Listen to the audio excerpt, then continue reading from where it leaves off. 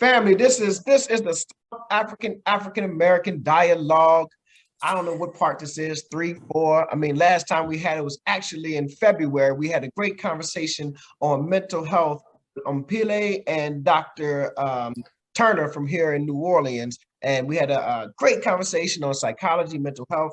No, no, no, no, no, no, no, no, no, no, no, no. That was January.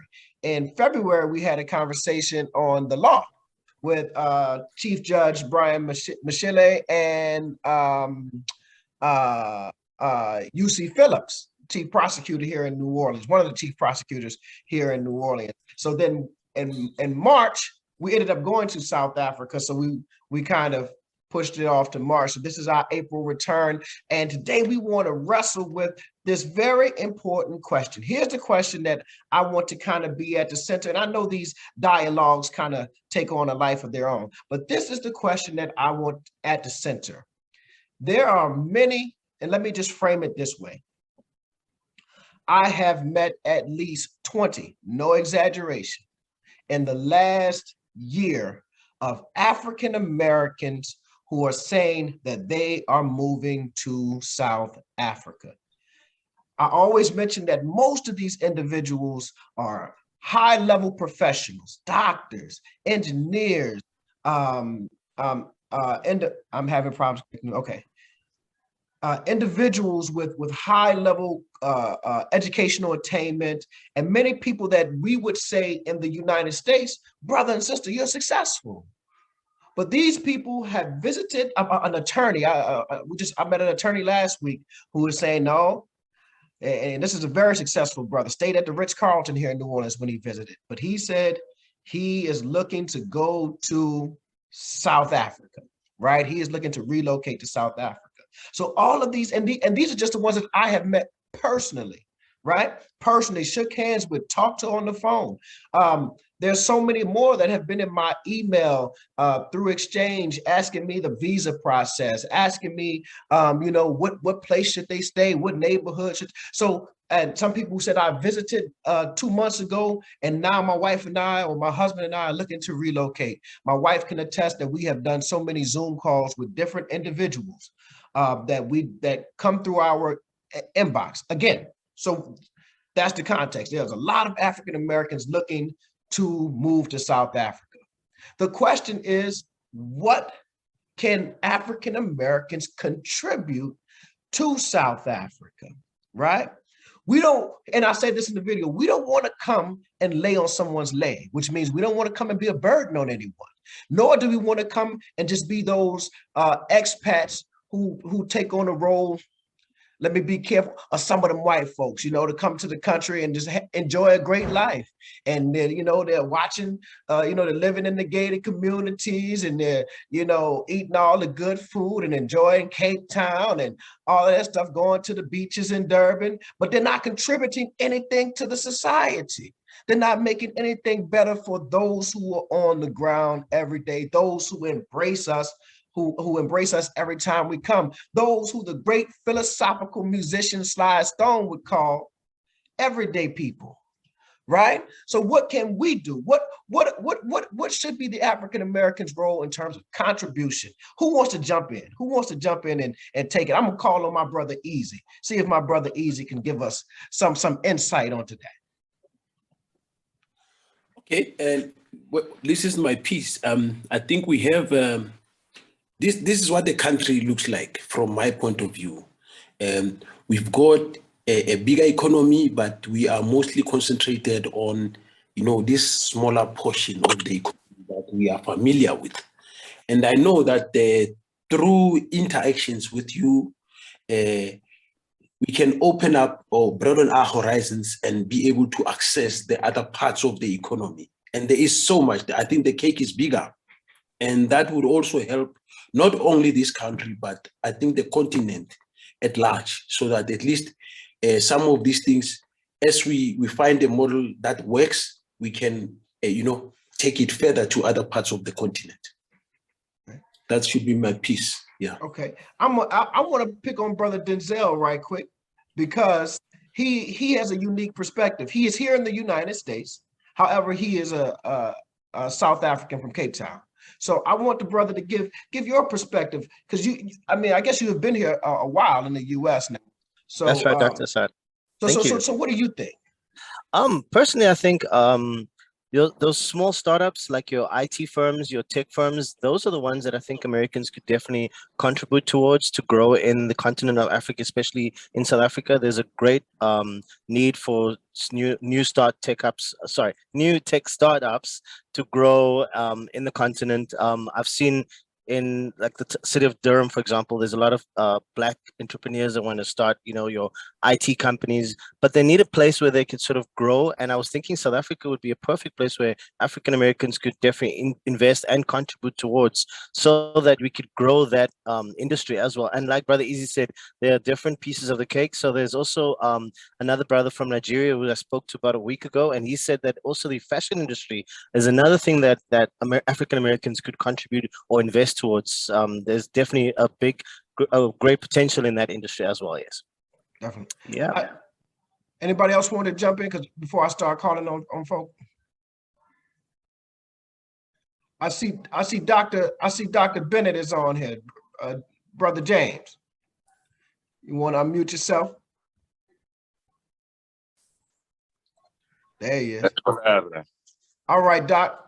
The question is, what is it that we can contribute to the South African economy? Now, this is one of the brothers that I'm always talking about. This brother is a dentist. This is a highly trained, highly educated African American who we would say is successful. In the United States, if we talk to if we had to paint a picture of Black success, it would be a dentist married to a physician, right? And I always pick on them about that. So they like the Black Cosbys. They're the new Cosby. and the question is, how is he looking at the United States and saying, this is not it? I need to go to South Africa. And what can we contribute there, brother? What do you think? And not just you personally, but as more and more African Americans continue to look at South Africa as an option, what are some of the things that you think that we can bring that will be of a contribution to the country of South Africa?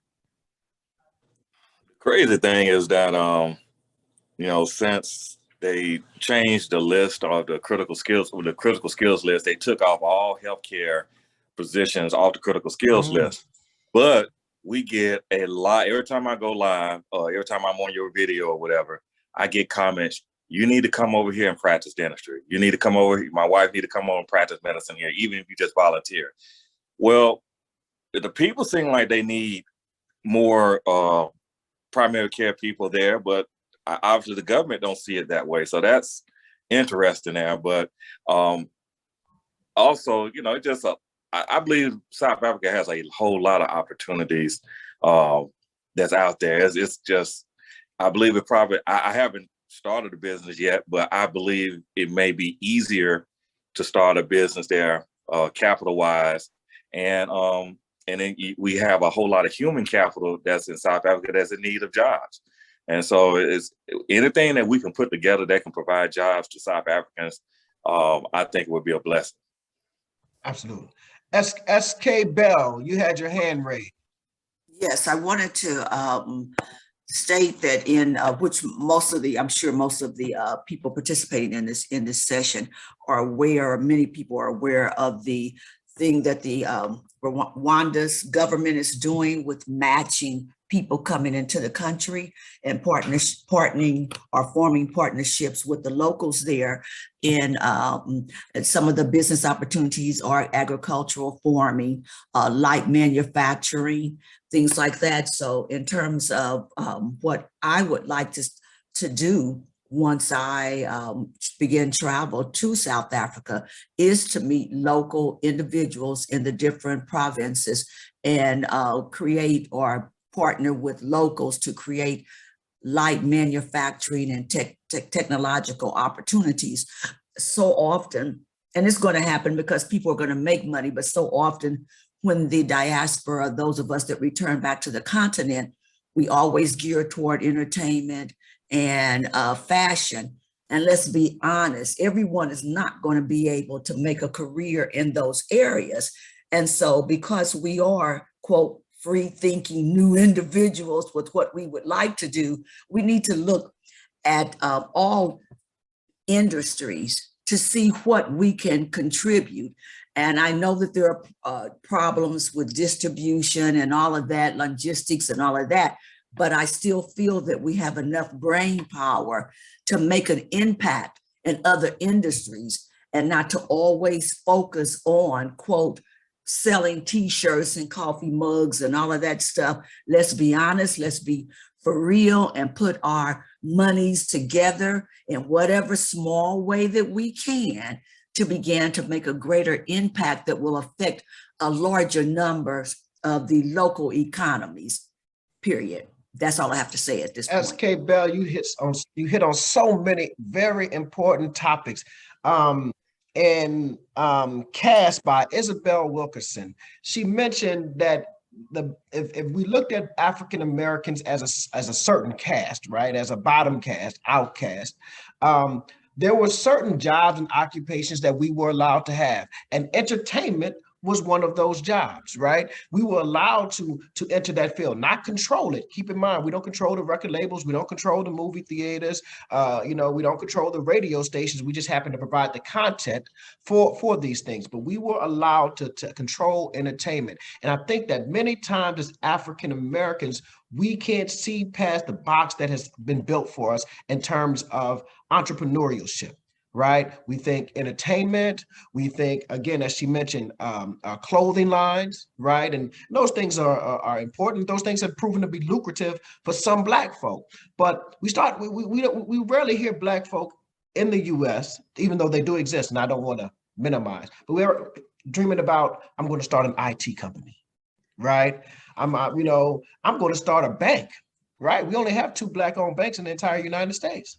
Right. So we very rarely hear about these other industries when it comes to entrepreneurship or get into the oil industry. Right. We may buy some stock in some oil, but we don't necessarily start. I thought about that because a local entertainer named Baby from Cash Money Records, about 10 years ago, he started buying oil wells. And I said, man, when Black people got into oil, right? But why not? Right. So it's many things that we limit ourselves, and we need to fit into this particular category of entrepreneurship. So I thank you so much for bringing that up. Secondly, I think that is why the critical skill, the business visa says that you can partner, you can invest into an already existing, right, South African business. Like you want to get the business visa, invest X amount of dollars into an already existing South African business to help that business further its goals and its aims. And that's one of the ways I think that we can contribute. I mean, we do have one thing to our benefit, and I always say this, one thing that we have to our benefit is the US dollar. The US dollar stretches a lot further in South Africa. And if anything we can do is bring that money to invest. Go ahead, Denzel. I see you had your hand raised. Actually, I was just actually going to agree with you on that, but you did mention the dollar actually does stretch, and that's one thing we can use to our advantage if we do. And I say we because I'm also thinking of investing back in South Africa as well. And I think, yes, the tech industry, again, I'm going to push on that because I think that is a different big space where African Americans should invest and could invest, because there's a huge space for automation and tech companies to try and tap into Africa and advance Africa's needs. I mean, we have a large cobalt deposit in Africa, and we could use that to our advantage instead of shipping things out to California and Japan and Europe so that they can, build batteries and then charge us 10 times the amount to buy those products. We should be building our own infrastructure. So that's all I have to add here. Absolutely. And South Africa has the diamonds and the gold. And if anything African Americans love, we love diamonds and gold. Our rappers are always on TV with flashy gold chains. Instead of buying the gold chain after it's already been manufactured, how about you go and buy the gold and buy the diamonds? Maybe buy some of those mines from De Beers and own them yourselves. Brother James.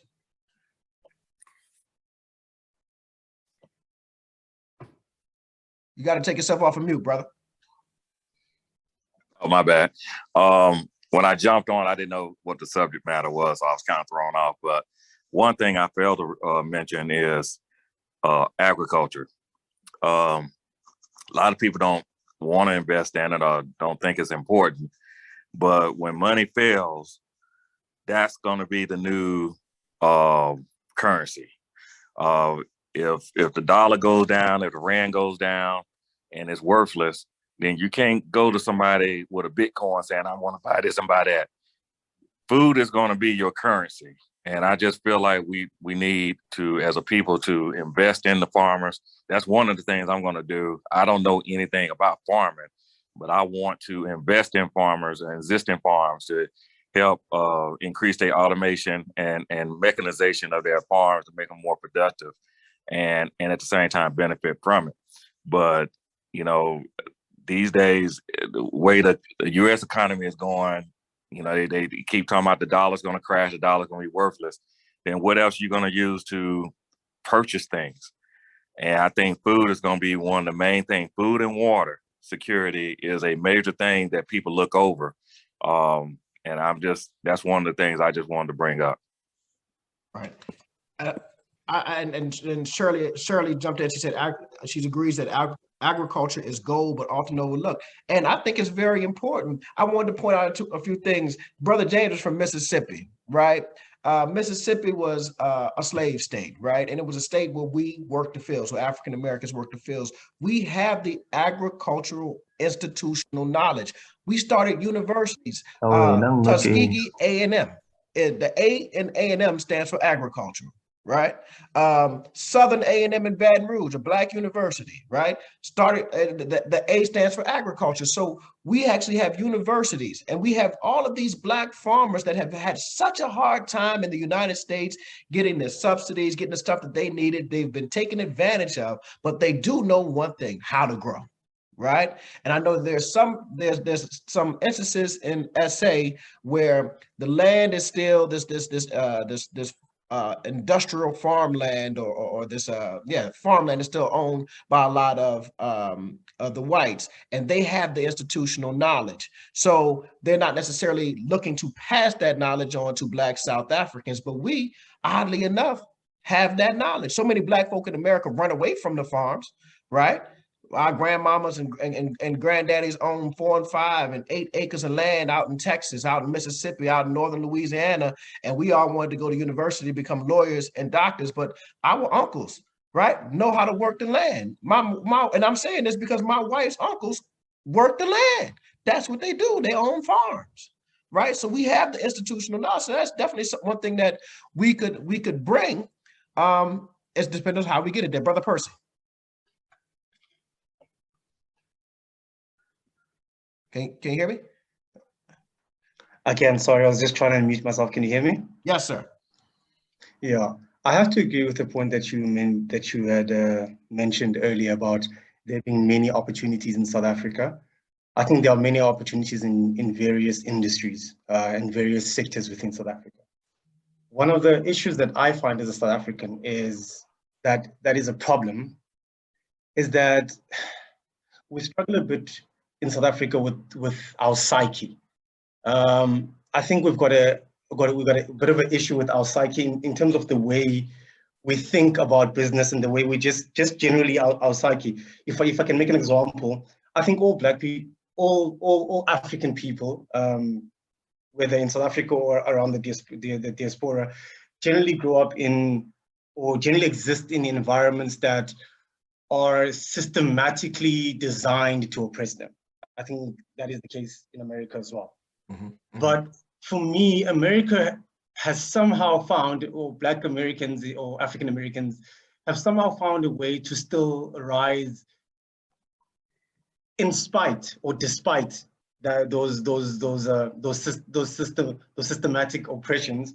Whereas in Africa, especially in South Africa, I feel as though we have not yet done so. If I can give you an example, like when I look at South Africans, I feel as though there's this tendency of waiting to be saved. You know, it's something that I pick up. It's like we're always waiting to be saved, and also there's this sense of entitlement. I don't know if my South African constituents will agree with me, but there's a general sense of entitlement where we feel as though we are owed stuff and we should be given stuff, and I think that comes as a result of all the promises that were made back when we were still fighting for liberation. So we had a group of people that were saying, guys, put us in parliament, give us the power. When we have the power, I promise you we'll fix all of these things. So a lot of promises were made, and they went in there chanting and singing and saying yes. But then when they got there, seemingly like almost 30 years, like I don't know how many years into liberation, nothing has changed. Nothing has changed for South Africans, and South Africans are finding that, look, we are owed. So there's this sense of entitlement that comes as a result of that. And that is sorry? what we must wrestle Okay. with, right? Sorry about that. Percy, I'm sorry. You got to unmute yourself again. I think Adrian accidentally muted all. Okay, no problem. So I think that in and of itself is a problem in South Africa.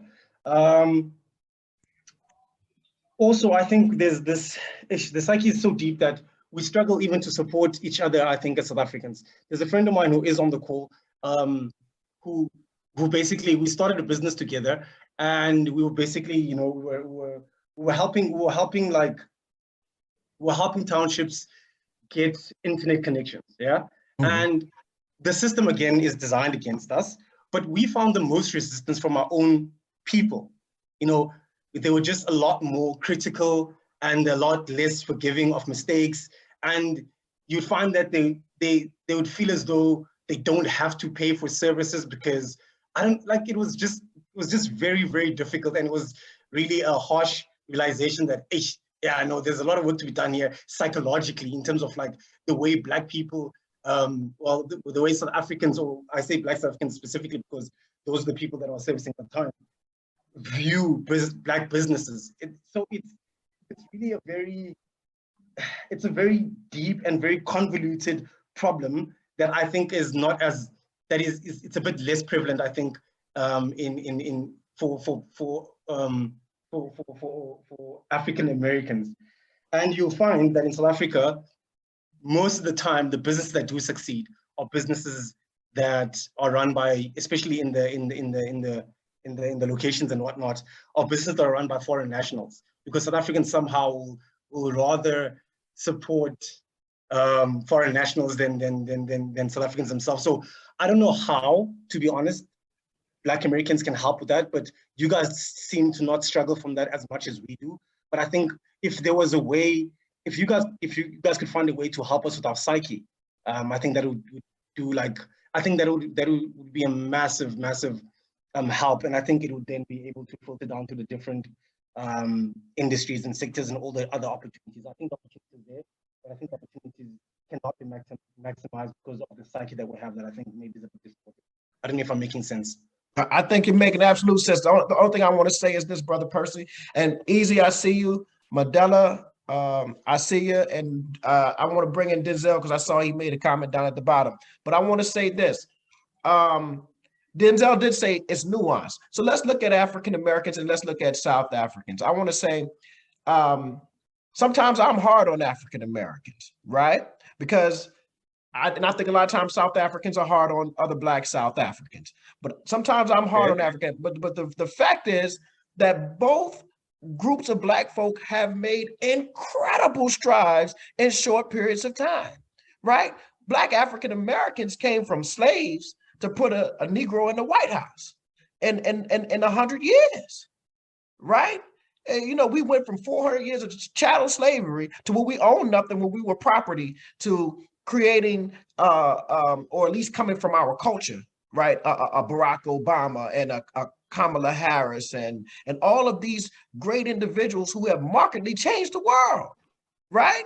So 100%. Sure. South Africans in 26 years, 27 years have seen an apartheid separated nation come together in whatever way it's come, right? And seen a Black middle class explode.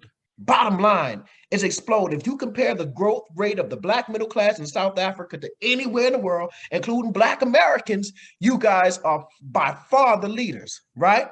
So I don't want to be too hard on either group of individuals, but I do understand that mentality that persists in South Africa. It also persists in Black Americans. There's a saying that Black folks think the white man's ice is colder, right? That's a Black American saying.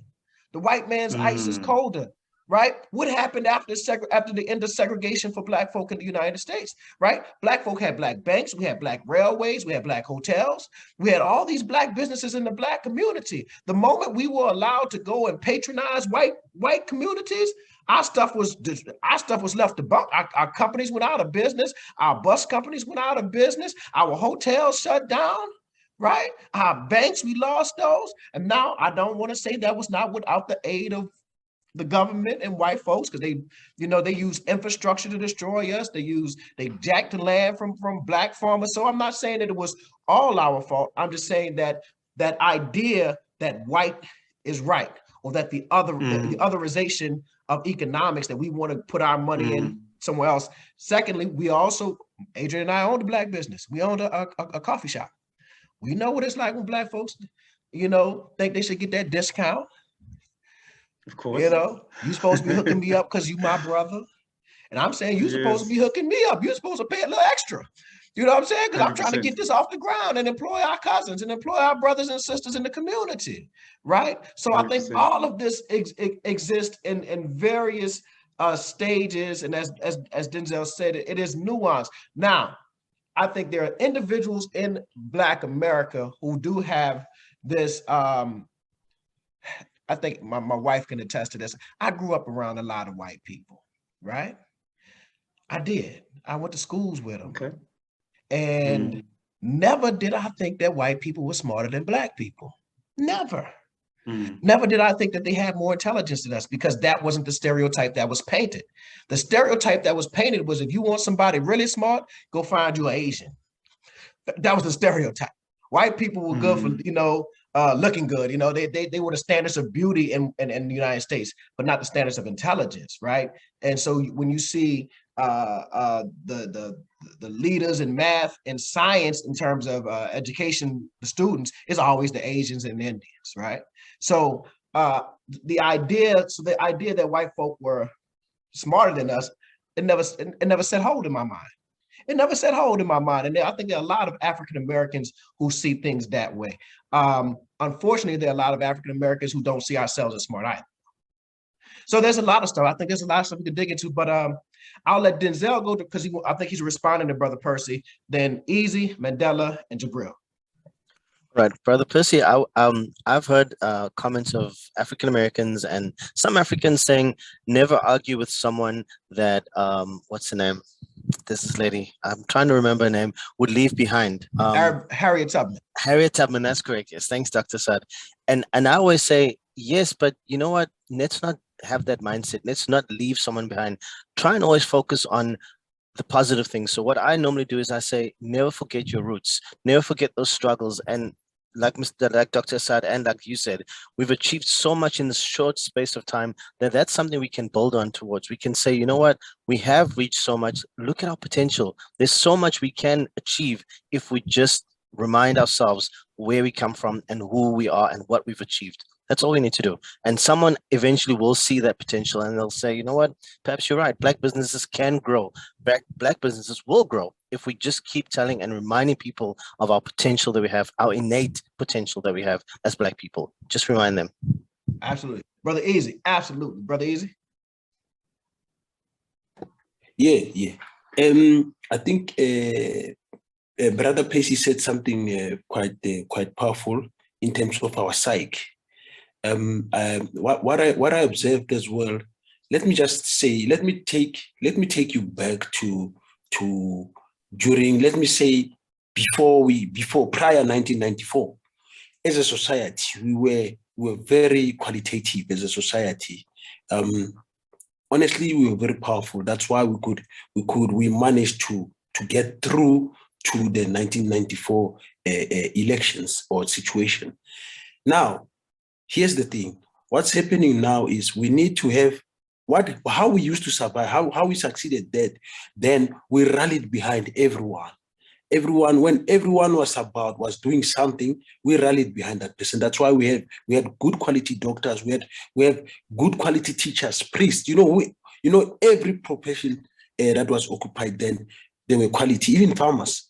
Now, using the same mentality, now that we have things have, things have opened up, we need to use the same one. I had a conversation with my cousin on Thursday.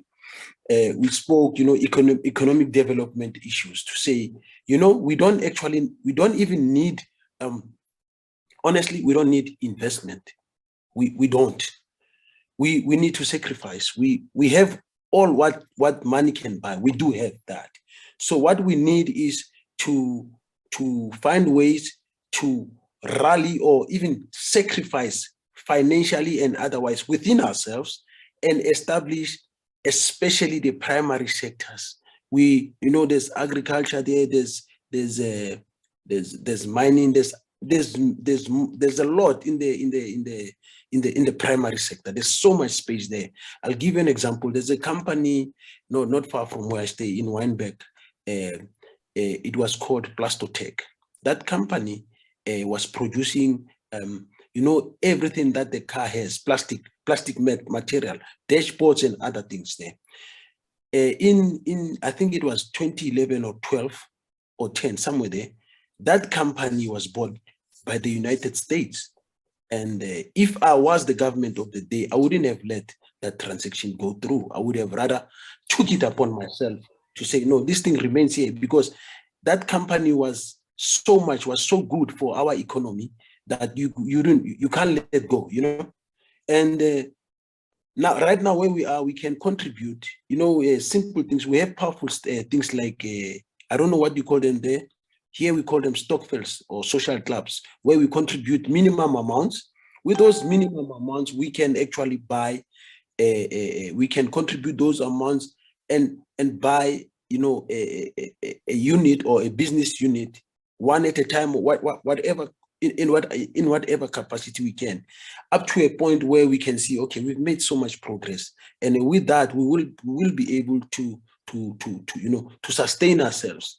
And maybe we should also, open our eyes and remove the stereotype of concentrating on secondary sectors, because that's a lot. I mean, that space, I mean, it's occupied a lot.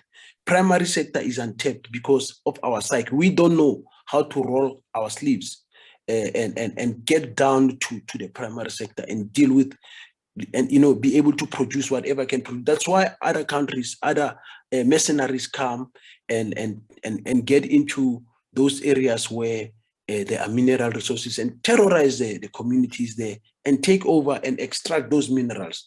There is so much. We don't even have to buy existing mines from the Anglo guys. There is so much. There are so much resources, natural resources, that we can start from scratch and exploit them and start producing. I think we